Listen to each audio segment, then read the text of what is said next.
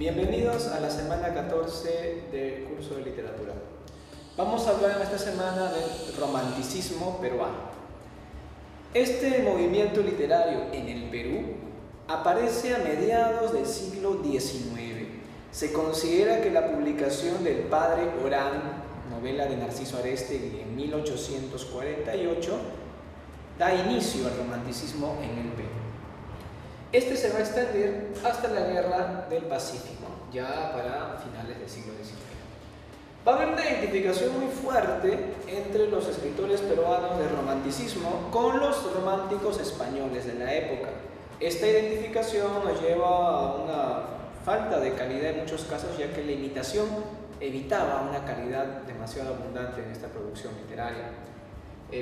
Obviamente se rechaza el neoclasicismo anterior, se rechaza la imposición de reglas, el exceso de racionalismo, se va también a rechazar la verosimilitud, se busca temas en el pasado, en lo sentimental, no se busca tanto representar la realidad.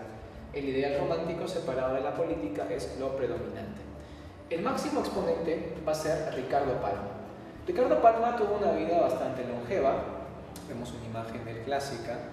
Palma nació en Lima, vivió casi toda su vida aquí, viajó por el mundo, pero en su momento no llegó a tener una estancia muy larga en otros países, como otros escritores que se han ido, como el Inca Garcilaso o César Vallejo. Él siempre estuvo vinculado al Perú, muy unido a Perú, y fue un escritor que a lo largo de toda su vida creó su máxima obra, que fueron las tradiciones peruanas. ¿Está bien?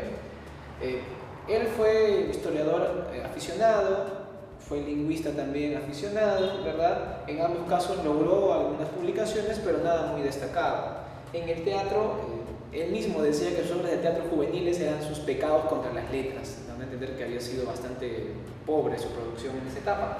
Su lírica, también romántica obviamente, con un sentido sentimental, va a tener más calidad en su madurez que en su juventud. Las tradiciones peruanas son la obra clave, ¿está bien? La tradición es una forma narrativa, es decir, corresponde al género épico de alguna manera, en la que se va a combinar la leyenda con el cuadro de costumbres. La leyenda romántica le da un sentido fantástico, un trasfondo popular fantástico.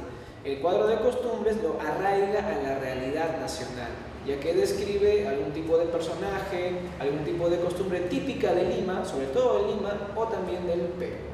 Tenemos también que la oralidad, la ironía y el humor son las características clave del estilo de Palma.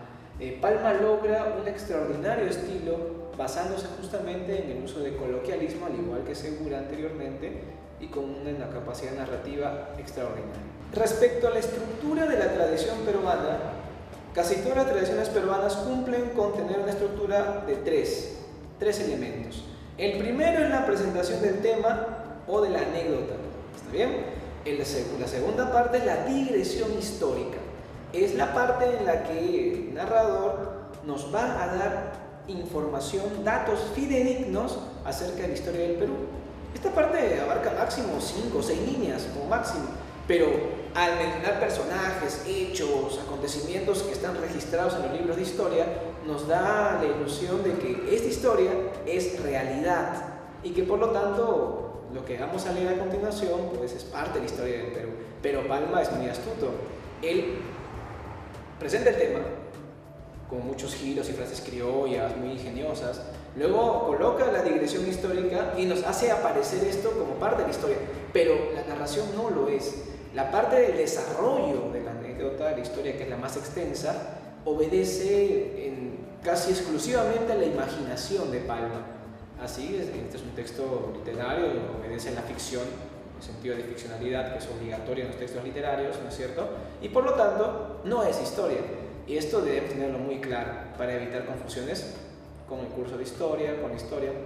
Por ejemplo, Palma habla de una tradición de los incas ajedrecistas sobre la posibilidad de que Atahualpa haya aprendido a jugar ajedrez en su cautiverio en Cajamarca. Y esto, cuando es leído en el extranjero, por una confusión, a veces los europeos escriben artículos que salen publicados en internet donde indican que los incas jugaron ajedrez. Y no hay ningún cronista, que son las fuentes oficiales de la historia, que indique ello. La única fuente, entre comillas, es Palma, que no es un cronista, él es un literato, y por lo tanto genera confusión. Bueno, los peruanos no podemos confundirnos con nuestra historia, los europeos o los norteamericanos tal vez sí puedan cometer errores porque no conocen tan profundamente nuestra historia. Eso es respecto a las tres partes que tiene toda tradición peruana. Revisemos ahora, ¿no es cierto?, el realismo peruano. El realismo peruano inicia después de la guerra con Chile y se extiende hasta la primera década del siglo XX. Es todo lo contrario del romanticismo. Se trata de temas sociales, hay un rechazo del pasado y el exotismo, ¿está bien? Es decir, todo lo que correspondía al romanticismo va a ser rechazado. Hay un propósito moral y social, es decir, no se va a dar la espalda a la política, no se va a dar la espalda a la realidad. Encontramos un nacionalismo agresivo y también una reivindicación del indígena. Se dice que en el realismo se produce el preindigenismo literario, es decir, la época en la que se empieza a reflexionar acerca del problema del indígena, un tema que será tratado de manera minuciosa durante el siglo XX ya en el indigenismo peruano. Se va a buscar en general la renovación del país, proponiendo reformas, cambios, proteger al indígena, cambiar el sistema educativo. Aparecen escritores muy destacados como Manuel González Prada y sobre todo Florinda Mato de Turner, ¿no es cierto?, que es una gran novelista nacida en el Cusco. Revisemos ahora la obra de Manuel González Prada. González Prada es un escritor cumbre de las letras peruanas del siglo XIX. Él cultivó sobre todo en la prosa, el ensayo y el discurso, y en la poesía también poemas en los que va a ser un precursor del modernismo. ¿Está bien? En su producción tenemos como poemarios destacados minúsculas y exóticas sobre todo. En la prosa tiene libros de ensayo como Páginas Libres, como ven, páginas la escribe con J, no la escribe con G, un tipo de rebeldía ante las normas de la Real Academia. En Páginas Libres se encuentra su ensayo más famoso, que es el legendario discurso en el Politeama, ¿no es cierto? Este discurso fue leído en público en el año 1888 en una velada patriótica, el 28 de julio, ¿no es cierto?, en el Teatro Politeama. Esta velada era pues un evento organizado por los alumnos del Colegio Guadalupe, los alumnos de los primeros ciclos de San Marcos, es decir, la juventud de la época, que buscaba juntar fondos para apoyar en la recuperación de Tacna y Arica. En aquel tiempo estaban cautivas por los chilenos luego del Tratado de Ancón. Es por eso que este famoso discurso comienza diciendo: señores, el motivo que nos junta hoy tiene mucho de patriotismo y algo de ironía. El niño quiere rescatar con el oro lo que el hombre no supo defender con el hierro. De esta manera empieza a criticar a la generación anterior, que había fracasado en llevar un país viable y que la guerra con Chile pues demostró todos sus defectos. En este famoso ensayo él habla sobre los problemas que tuvimos en la guerra con Chile, indica que los vencedores de los peruanos fueron la ineptitud de los gobernantes y la falta de espíritu patriótico de los gobernados. Y él empieza a argumentar ello. Habla del problema indígena. Los indígenas han sido considerados como ciudadanos de segunda categoría, no se les ha educado y por lo tanto no son los idóneos para ir al campo de batalla y vencer los combates.